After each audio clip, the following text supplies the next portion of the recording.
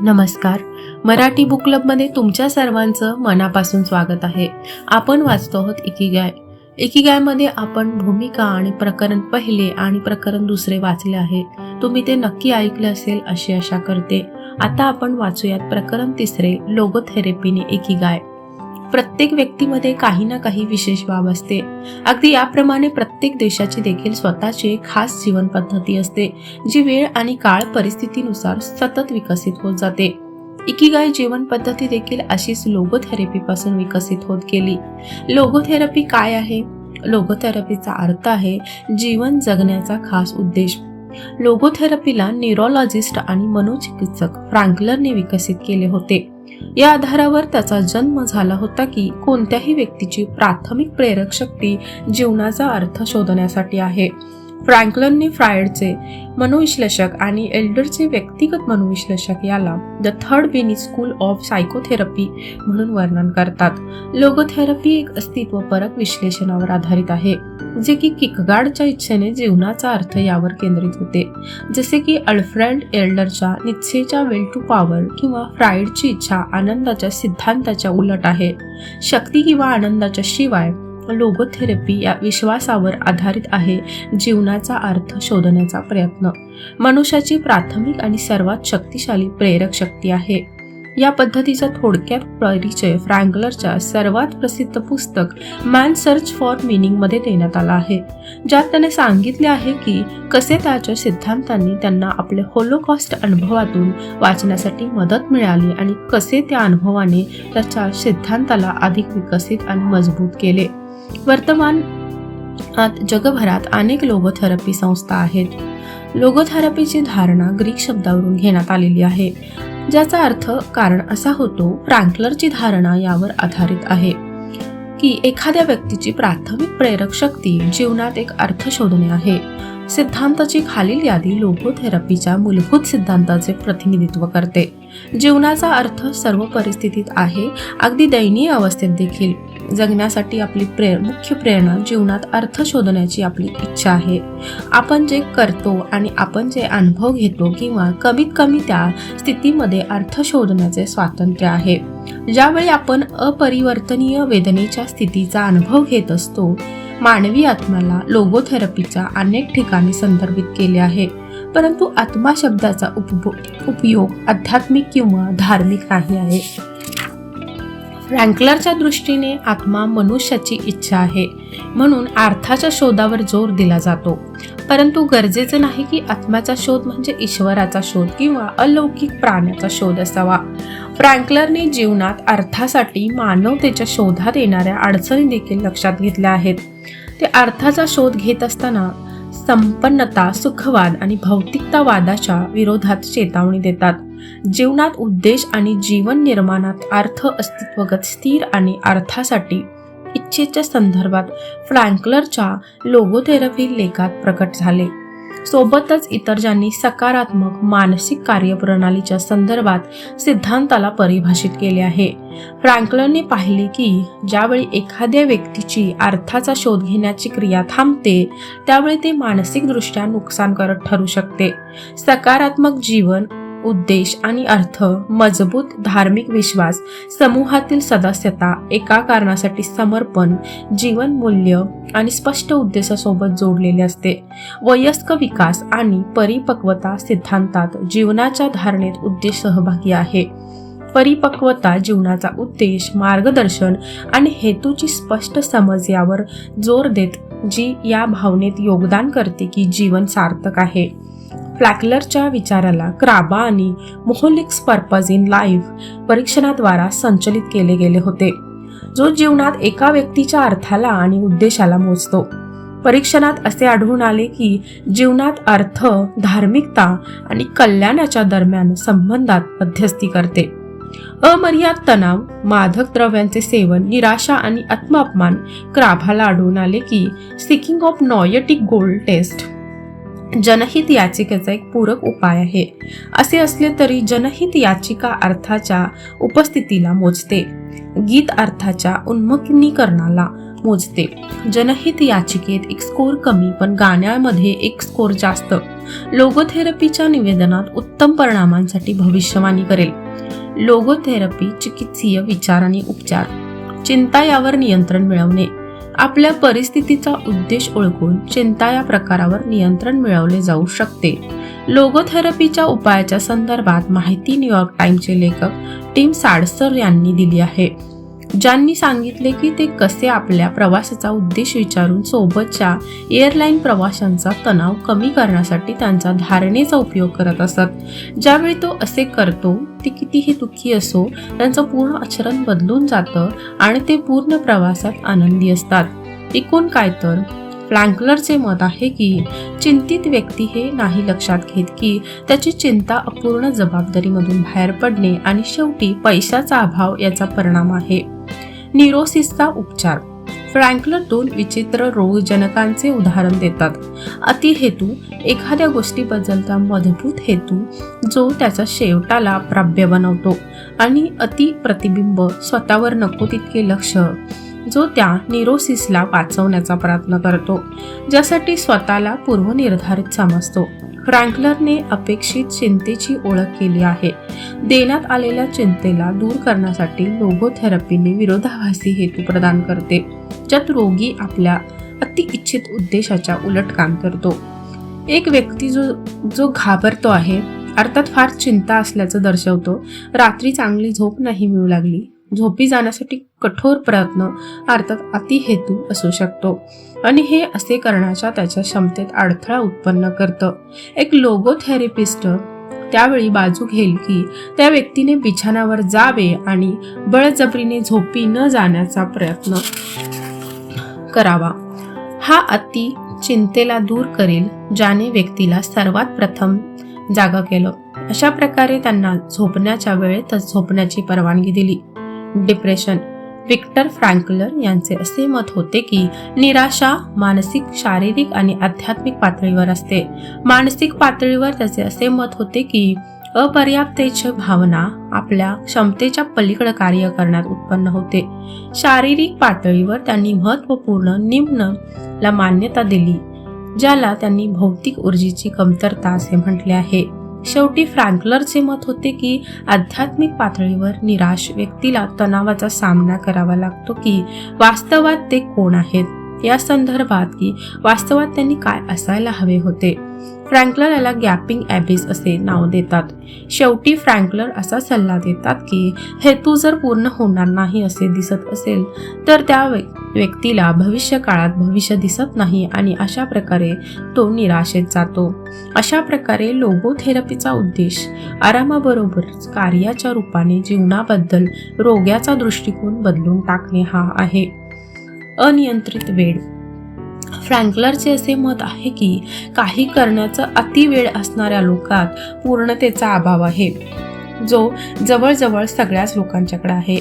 विचार किंवा कार्य पुन्हा पुन्हा करण्याच्या प्रवृत्तीच्या विरोधात लढणे किंवा आजाराचे वैयक्तिक लक्षण बदलणे यावर लक्ष केंद्रित न करता डॉक्टरने न्यूरोटिकच्या दृष्टिकोनाला त्यांच्या न्यूरोसिसकडे वळण्यासाठी लक्ष केंद्रित करायला हवे.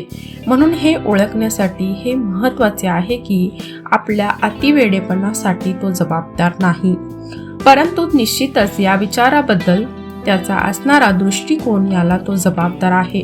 फ्रँकलरने सल्ला दिला आहे की रोग्याने पूर्णतेकडे त्याला कल ओळखणे महत्त्वाचे आहे, नशिबाचा भाग म्हणून, आणि म्हणून अनिश्चिततेचे काही अंश स्वीकार करायला शिकले पाहिजे.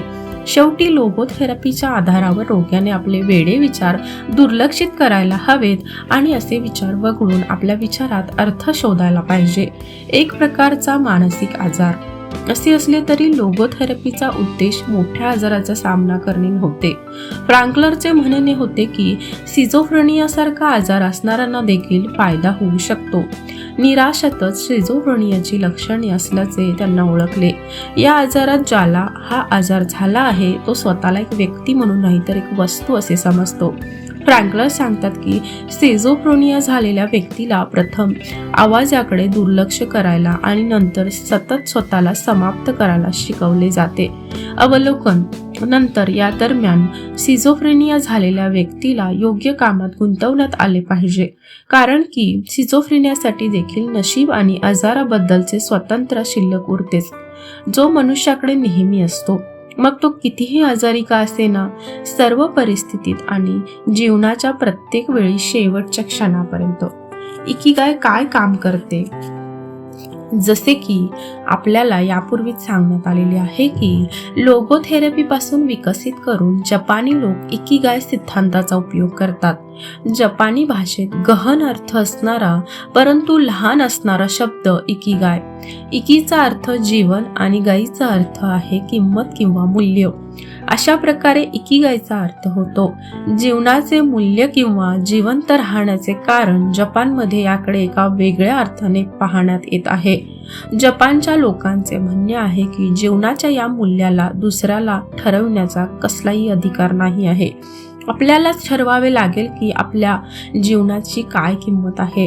हे त्यावेळी ठरवता येईल ज्यावेळी आपल्याला लक्षात येईल की आपण जिवंत का आहोत.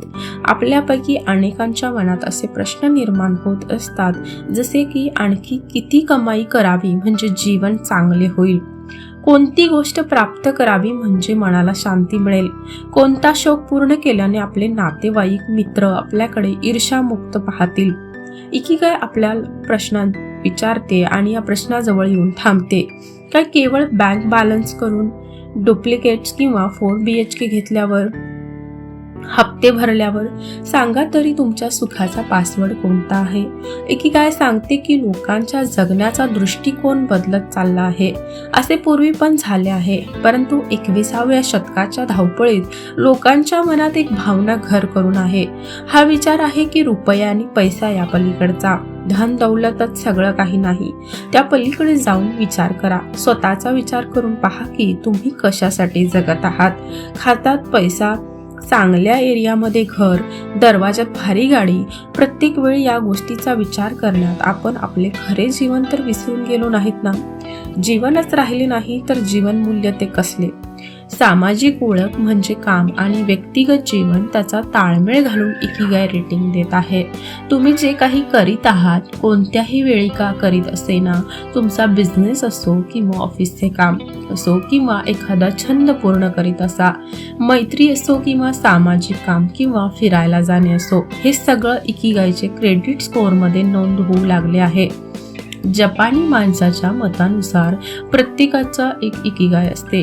इकिगाई शब्दाचा जपानी भाषेतील अर्थ आहे सकाळी लवकर उठण्याचे कारण, ज्याला जीवनाचा उद्देश किंवा जीवनाचा आनंद घेण्याचे कारण देखील म्हटले जाते. एकमेकांना छेदून जाणाऱ्या वर्तुळाच्या मधला भाग म्हणजे तुमची इकिगाई असते.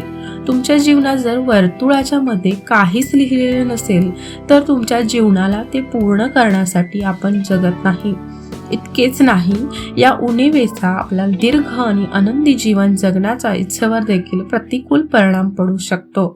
काय आपण आपली इकिगाय शोधली आहे? तुम्ही असे कोणते काम करणार आहात जे तुम्हाला करायला आवडते? काय असे काम आहे ज्याची जगाला गरज आहे? काय हे असे काम आहे ज्यात तुम्ही निष्णांत आहात? आणि काय हे असे काम आहे ज्यातून तुम्हाला पैसा कमावता येऊ शकतो? कधीच कोणाला पाहिजे ती गोष्ट मिळत नाही. कधी हे आहे तर कधी ते नाही. गझलीची ही ओळ अनेकांच्या जीवनात खरी ठरली आहे. प्रत्येकाच्या जीवनात कोणती ना कोणती एक गोष्ट अशी राहतेच की ती पूर्ण होत नाही. कामात चांगले पैसे मिळत असतील पण ते काम आवडीचे नसते. आवडीचे काम करीत असाल तर पैशाची चणचण भासत असते. काम आणि पैसा या दोन्ही गोष्टी चांगल्या असतील पण स्वतःसाठी आणि परिवारासाठी वेळ मिळत नाही. सगळं मिळाल्यासारखं वाटत असेल तरी मनात कसली तरी अपूर्ण इच्छा राहिल्याची टोचणी मनाला लागलेली असते. इकिगाय ही अशी पॅशन आहे ज्यासाठी दररोज सकाळी आवडीच्या किंवा नावडीच्या कामाला लागतात. परंतु हे कसे कळावे की आपली पॅशन काय आहे? हा प्रश्न मी स्वतःला आणि मला ओळखणाऱ्या लोकांना विचारला आहे. आधी मला वाटायचे की नव्या पिढीचे लोक 1990च्या नंतरचे या बाबतीत उत्साही आहेत, परंतु हे खरे नाही.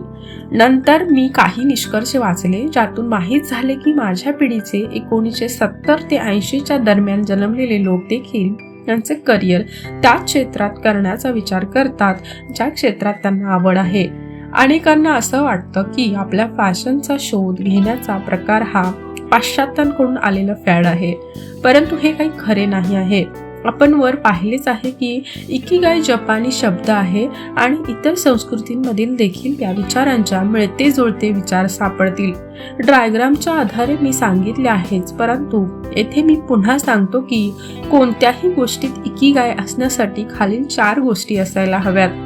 ज्यावर तुमचा जीव आहे, जे करण्यात आपण निष्णांत आहात, ज्याची जगाला गरज आहे आणि ज्यातून तुम्हाला पैसा कमवता येऊ शकतो. वर सांगण्यात आलेले 4 निकष तुम्ही पूर्ण करीत आहात काय, त्याला तुम्ही तुमची इकिगाय म्हणू शकता. मी माझ्याबद्दल म्हणाल तर ट्रान्सलेशन आणि ब्लॉगिंग याला माझी इकिगाय आहे आणि या 4ही अटी मी पूर्ण करतो. उद्देश शोधा. लोक त्यांची पॅशन किंवा इकिगाय कुठेही शोधू शकतात. जीवनाला बदलून टाकणारे चांगले वायू अनुभव, गहन आंतरिक विचार, विमर्श किंवा जीवनाचा उद्देश माहीत करून देऊ शकते. ज्या उद्दिष्टाची आपण पर्वा करतो ते शोधण्याची लालसा आपल्याला प्रामाणिक बनवते आणि कठीण काळातही त्यावर आपलं लक्ष केंद्रित असेल. आपला उद्देश शोधण्याची सुरुवात तुम्ही स्वतःला एक प्रश्न विचारून करू शकता. तो असा आहे, मला या जगात कोणता बदल घडवायचा आहे. विचार करणे बंद करा, काम करणे सुरू करा. तुम्ही जर असे व्यक्ती आहात ज्याला अनेक आवडी आहेत किंवा जो योग्य वेळी प्रतीक्षा करत आहे, तर लक्षात ठेवा, आपल्या मनासारख्या गोष्टी करायला कोणत्याही वयाची अट नसते. मार्क झुकरबर्गने फेसबुकची निर्मिती वयाच्या 16व्या वर्षी केली. दुसरीकडे चार्ल्स फिल्टनने IBM कंपनी त्यावेळी स्थापित केली, ज्यावेळी त्याचे वय 61 वर्षे इतके होते. आपल्या पॅशनची खरी ओळख पुन्हा पुन्हा प्रयत्न करीत राहिल्याने आणि अपयशी होत राहिल्याने होते.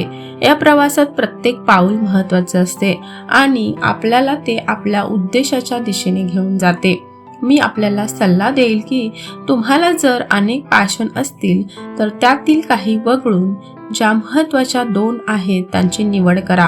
मनापासून प्रयत्न करा, म्हणजे तुमच्या लक्षात येईल की शेवटी तुम्हाला काय करायचे आहे. पॅशन बाळगणाऱ्यांच्या संपर्कात राहा. त्या व्यक्तींच्या संपर्कात राहा ज्यांना आवडीनिवडी तुमच्यासारख्या आहेत. त्या लोकांना देखील भेटा ज्यांना पॅशन कधी काळी तुमच्यासारखी होती. यामुळे तुम्हाला त्यातील समस्या लक्षात येतील आणि त्याचबरोबर काम करण्याची संधी मिळेल. तुम्ही त्यांच्या चुकांपासून शिकू शकता. याउलट तुम्ही जर एकटेच वाटचाल केली तर तुम्हाला आहात ते सिद्ध होणं अशक्य नसलं तरी कठीणच जाईल. समान पॅशन असणारे सोबत काम करत असतील तर त्यांच्या निरोगी स्पर्धा असते, ज्यामधून अत्यंत प्रतिभाशाली व्यक्तीची ओळख करणे सोपे होऊन जाते. उद्देशाने विचलित होऊ नका. ज्यावेळी व्यक्ती आपल्या मनाचे ऐकून पॅशन किंवा इकिगाय फॉलो करतो, त्यावेळी वेगळ्याच वाटेने गेल्यामुळे ठोकरी लागतात. त्याला सहप्रवासी मिळत नाही, कुणी मार्गदर्शक सोबत नसतो. त्याच्या विचाराला विक्षिप्त म्हणून किंवा बेकार ठरवून टिंगल केली जाते. जीवनाच्या महत्त्वपूर्ण वळणावर गंभीर आर्थिक समस्या देखील निर्माण होऊ शकतात. अलिबाबा कंपनीचे फाउंडर जॅक यांच्यासोबत असे घडले होते. त्यांनी मार्गातील हे अडथळे आणि समस्या यांना आव्हान म्हणून स्वीकारले. तो अनेकदा कोसळला आणि अनेकदा धूळ झटकून चालू लागला. यापेक्षा कोणता मार्ग असू शकतो? आपल्या इकिगायची किंवा पॅशनची ओळख करून घ्या. यामागे धावणेच नाही तर याचा शोध घेणे देखील आत्मविश्वासाच्या दिशेने जीवनाचा मोठा प्रवास ठरू शकेल. हा प्रवास आव्हान आणि समस्या यांनी परिपूर्ण असेल. आपल्या मार्गात चढ उतार आणि खराब वातावरण येतील जातील. मनात कायम विश्वास ठेवून यावर ठाम राहावे लागेल की दूरचा प्रवास एका रात्रीत पूर्ण होत नसतो. आपल्या घरातील आराम खुर्चीत बसून दिवसाढवळ्या स्वप्न नाही पाहिली जाऊ शकत की कोणीतरी येईल आणि आपल्या स्वप्नांची चावी देऊन जाईल. आपल्याला उठावे लागेल, चालावे लागेल आणि उद्दिष्ट गाठल्याशिवाय थांबून चालणार नाही. इथे प्रकरण 3 संपले आहे. तुम्हाला हे नक्की आवडेल अशी आशा करते. मनापासून धन्यवाद. चॅनेलला लाईक करा, शेअर करा आणि सबस्क्राईब करा.